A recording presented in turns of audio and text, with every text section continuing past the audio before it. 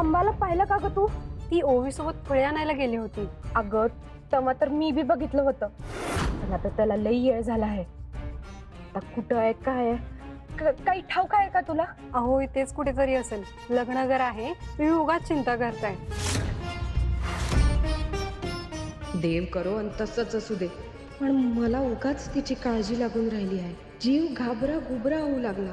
आईचं मन मला काहीतरी सांगतंय. देवा ते खोटं निघू दे रे.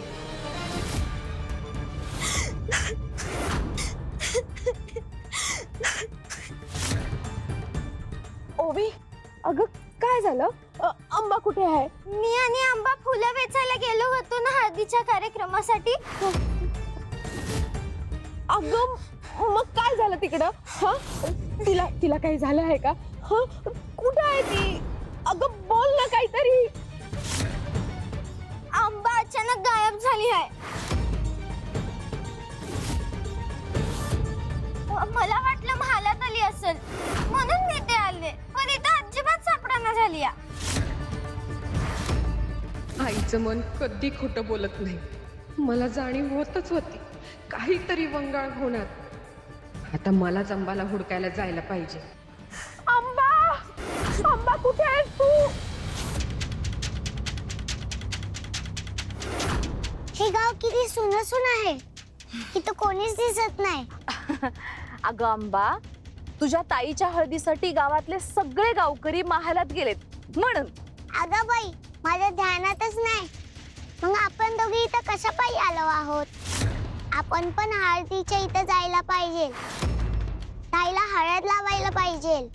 चल आपण महालात जाऊयात. अंबा, आपल्याला जायचंच आहे. हे बघ, तुझ्या ताईला सजवण्यासाठी तुला फुलं हवी होती की नाही, म्हणून आम्ही ठरवलं की तुला या गावाच्या बाहेर घेऊन यायचं. हे बघ, या गावाच्या बाहेर का नाही खूप लांब एक मोठी गुहा आहे आणि त्या गुहेमध्ये एक अतिशय दुर्मिळ फूल आहे. ते जर का तुझ्या तुळजाताईसाठी तू दिलंस की नाही तर ती खूप खुश होईल. हो खरंच? हो खरंच. अगं खरंच. तुला तुझ्या ताईला फळं नेऊन देण्याची तळमळ आम्ही पाहिली आणि मग आम्हाला असं वाटलं की तुझ्या ताईवर किती जीव आहे. हा, आणि मग आम्ही ठरवलं की ते अद्भुत फुल आहे ना, त्या फुलाजवळ तुला घेऊन जायचं. आणि अंबा, तुला ठाऊक आहे का, ते फूल खूप सुंदर आहे, अतिशय सुंदर. जगातील सगळ्यात सुंदर फूल आहे ते. आणि तुला माहितीये, ते वर्षातून एकदाच उमलतं बघ. क्षणभर जर का त्याच्याकडे पाहिलं की नाही तरी सगळ्या गोष्टींचा विसर पडतो. हो, आणि म्हणून आम्ही त्या फुलाजवळ तुला घेऊन चाललोय. असं असेल तर ताईच्या लग्नात मी तिच्या वेणीत हे फूल खोवायलाच पाहिजे. माझी ताई साक्षात देवी आहे, तिच्या लग्नात हे फूल शाहीच असलं पाहिजे. आता तर ते मला फूल तुझ्या ताईला द्यायचंच आहे. चल मग. चल. तू किती चांगली आहेस ग, माझ्या ताईचा तू किती विचार करतेस.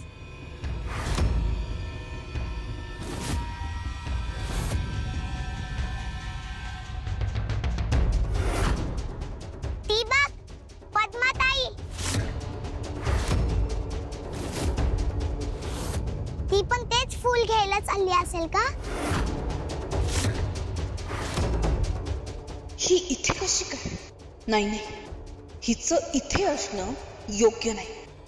हिने पाहिलं तर सगळाच खेळ बिघडेल.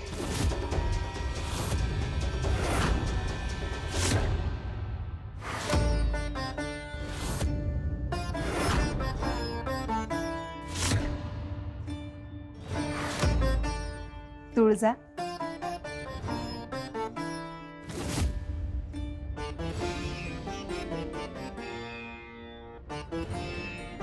नववधूचं ते रूप म्हणतात ना, ते हेच बहुतेक. आज तुझ्या मुखावरचं तेज पाहून नजरच हटत नाहीये. खरंच लग्नाची चाहूल लागली की मुलीचं रूप फुलतं असं म्हणतात. तुळजा, तुझं रूप तर आजच इतकं फुललंय. हळद लागल्यानंतर अजून काय जादू होणार आहे कोण जाणे. आणि बाहेर तर सगळीकडे लगबग सुरू झाली आहे. प्रत्येक जण हळदीच्या तयारीत मग्न आहे. लक्ष्मी आणि विष्णुदेव महादेवांची उष्टी हळद घेऊन आले आहेत. आता कोणत्याही क्षणी हळदीचा विधी सुरू होईल.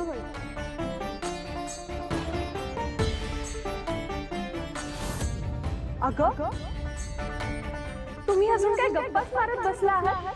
बाहेर सगळी तयारी झाली आहे. चला लवकर, की आता आपल्या नव्या नवरीला अजून वाट पाहायला लावायची आहे. तुझं लाजून झालं असेल तर आता जायचं का? महादेवांकडून आलेली उष्टी हळद तुझी वाट पाहत आहे. रणांगणावर असुरांचा वध करणारीही तूच आणि विवाहाच्या दिशेने प्रवास करताना लाजेने चूर होणारीही तूच. स्त्रीच्या मनाचे हे किती पैलू आहेत जे देवी असून तुला सुद्धा चुकले नाही.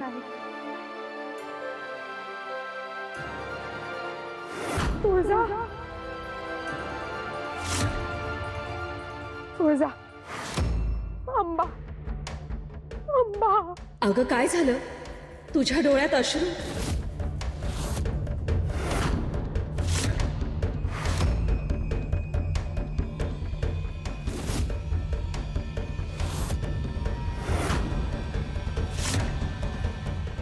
अंबा कुठेच नाही. पद्माताई,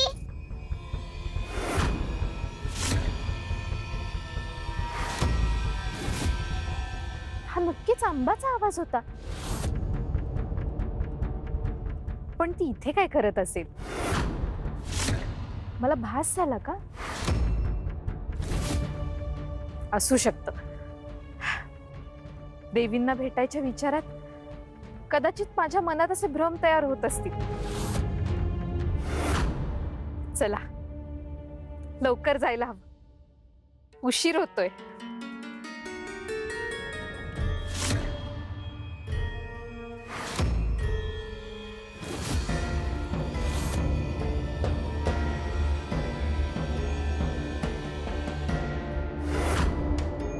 आपण इथं का लपलेलो? अगं आंबा, ती पद्मा आहे ना, ती चांगली नाहीये. तुझ्या तुळजाताईवर तिनेच हल्ला केला होता. नाही नाही, मला तर तसं वाटत नाही. पद्माताई तर चांगली आहे. तिच्याबद्दल कोणतरी खोटं बोलत असेल. ते काही असू दे, जाऊ दे. आता आपल्याला काय महत्वाचं आहे? शाही फूल. बरोबर. आपण त्या पद्माला ना नंतर भेटू, पण आता आपल्याला त्या फुलाकडे तातडीनं निघायला हवं. जर का आपण त्या फुलाकडे निघालो नाही ना, तर ते फूल कोमेजून जाईल. चल लवकर जाऊयात. हो ना. चल चल चल.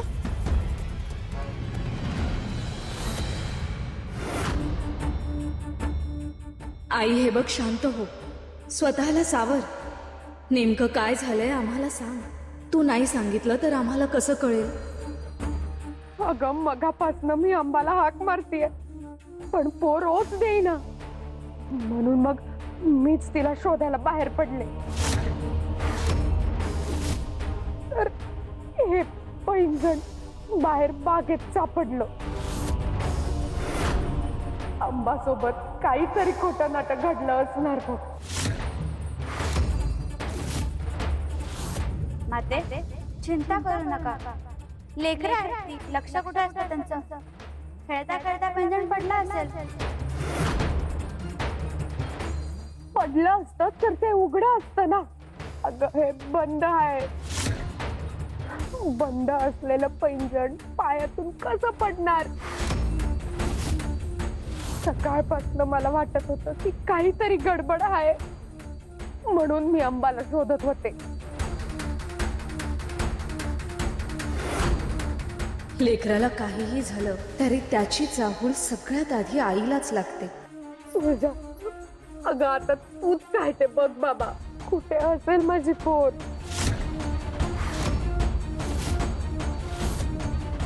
आई, ती केवळ तुझी मुलगीच नाही तर आमची देखील बहीण आहे. तू शांत हो, काळजी करू नको. आता पुढचं आम्ही बघतो.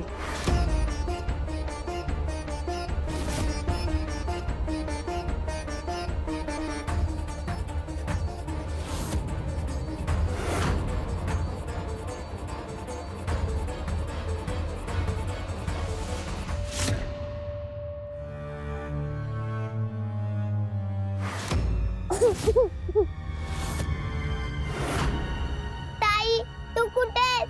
मला इथून सोडव. तुळजाताई तू कुठेस?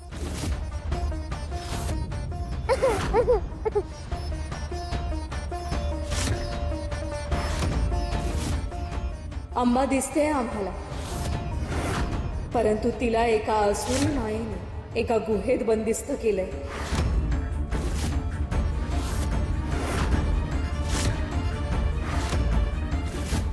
अंबाला असुरांनी बंदिस्त केलंय.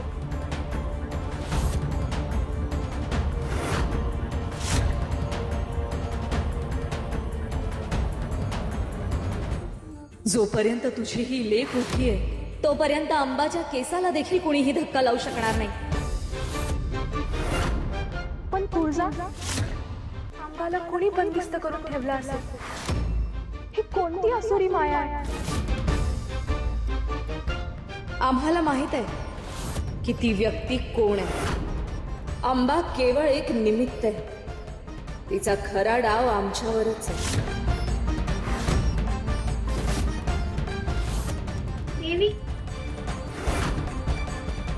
बाहेर कुणीतरी हे संदेशपत्र ठेवून गेलेलं आहे.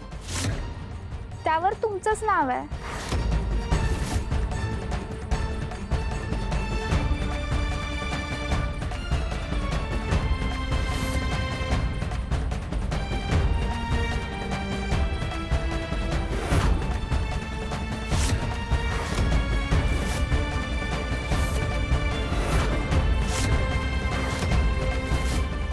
तुळजा, काय लिहिलंय त्यात?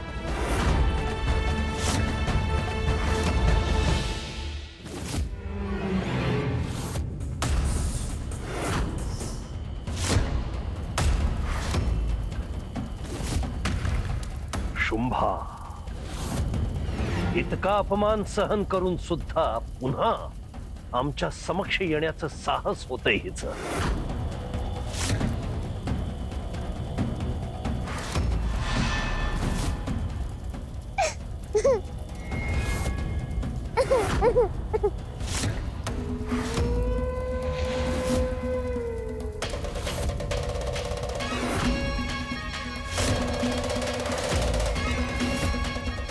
हे काय सुरू आहे? ही बालिका कोण आहे आणि ही अशी रडते का?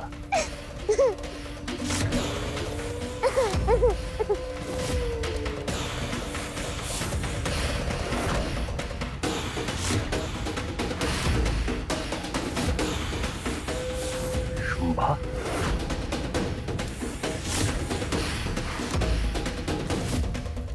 असुर नरेश, आपण आमच्यावर संशय घेतला होतात ना? आता आम्ही असा डाव खेळलाय ज्याने तुळजाचा सगळा खेळच पालटणार आहे. आम्ही या मुलीला आमच्या असुरी मायेच्या जाळ्यात बंदिस्त केले. स्वतःला तुळजापर्यंत पोहोचता येत नाही म्हणून आता लहान लहान बालिकांना असुरी माया जाळात अडकवते आहेस. हा आहे तुझा डाव. असुर नरेश, आपण जिच्याकडे लहान मुलगी म्हणून पाहत आहात ती कोणी साधी सुधी मुलगी नाहीये. ही तुळजाची बहीण अंबा.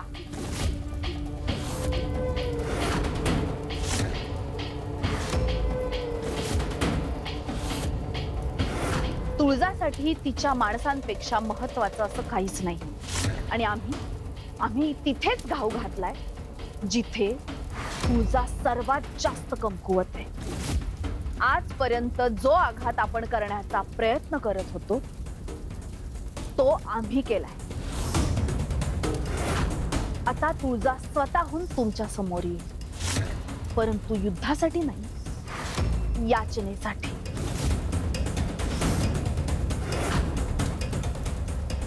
म्हणजे आम्ही तुळजाला निरोप पाठवलाय.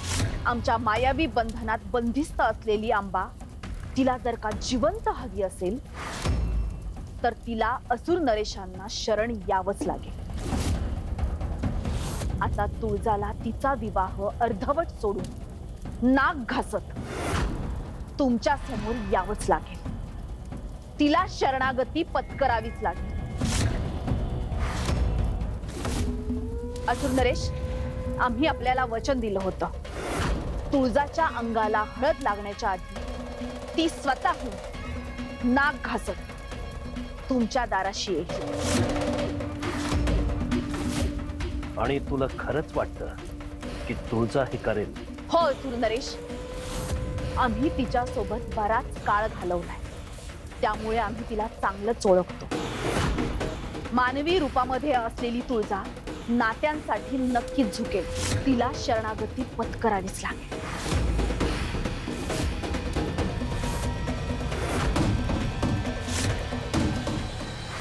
नाही तुळजा, तू हे समज काय बी करणार नाही. माझी एक पोर संकटात आहे, दुसरीला बी तिकडे पाठवू शकत नाही. गंगाई माता बरोबर बोलतायत. ह्या क्षणी जर कोणाची शस्त्र उगारली जातील तर ती आमचीच उगारली जातील.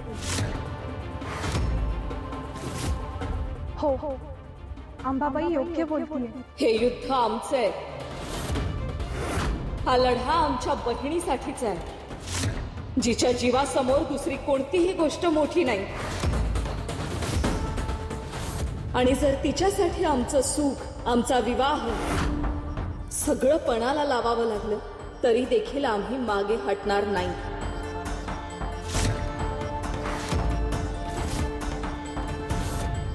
महिषासूर, महिषासूर, महिषासूर, महिषासूर.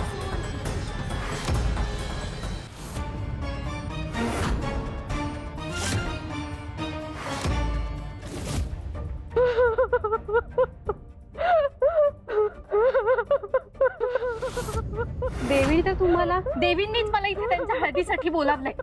आधी मला सांगा, इथे आज काय सुरू आहे? कोण एवढ्या मोठ्याने रडतंय?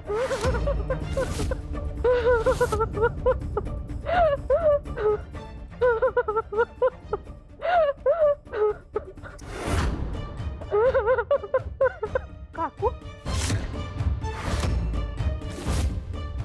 काकू, अहो काय झालं? तुम्ही असं का रडताय? अंबा, अंबाला असुरांनी बंदिस्त बनवलं आहे आणि तुळजा तिच्या सुटकेसाठी महिषासुराकडे गेली आहे.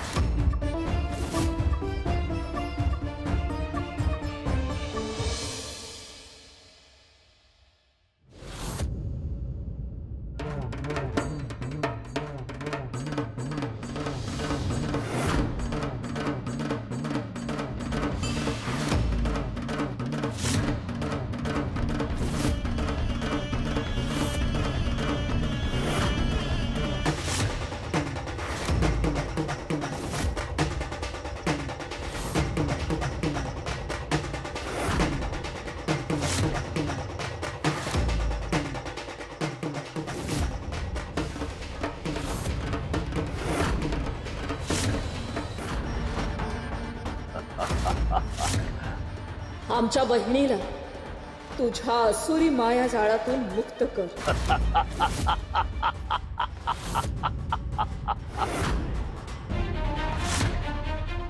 तुळजा, आमचं कार्य तू अत्यंत सुलभ केलं आहेस. इथे तू एकटी आली आहेस, कुणाचंही सहाय्य न घेता.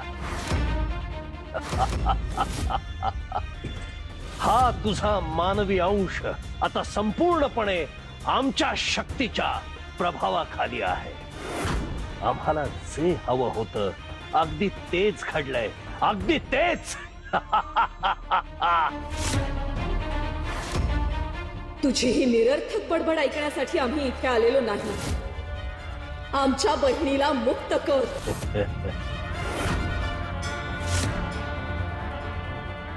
हे इतक्या सहजी होणार नाही तुळजा. तू बुद्धिमान आहेस, त्यामुळे तुला कळलं असेलच की तुझी बहीण एका अशा असुरी शक्तीच्या प्रभावाखाली आहे, एका अशा बंधनात आहे जिथे तुझ्या दैवी शक्तीचा किंचित जरी उपयोग केलास तरी तिच्या प्राणावर बेते, आणि हे तू होऊ देणार नाहीस. आणि आमच्या हातात आलेलं हे मौल्यवान सावज आम्हीही गमावणार नाही. अजून काय हवंय तुला? आम्ही इथे यावं अशी तुझी इच्छा होती ना? आलोय आम्ही. आता आमच्या बहिणीला तातडीने मुक्त कर. चुकतेस तुझा. तू इथे यावंस ही इच्छा शुंभाची होती. तिने तशी शपथ घेतली होती. मग तुझी काय अपेक्षा? माझी अपेक्षा त्याची तुला पूर्ण कल्पना आहे तुझा. असुर नरेश महिषासूर आणि तुळजाचा विवाह. तुळजा, इथे आपला विवाह होईल आणि तिथे तुझ्या बहिणीची मुक्तता.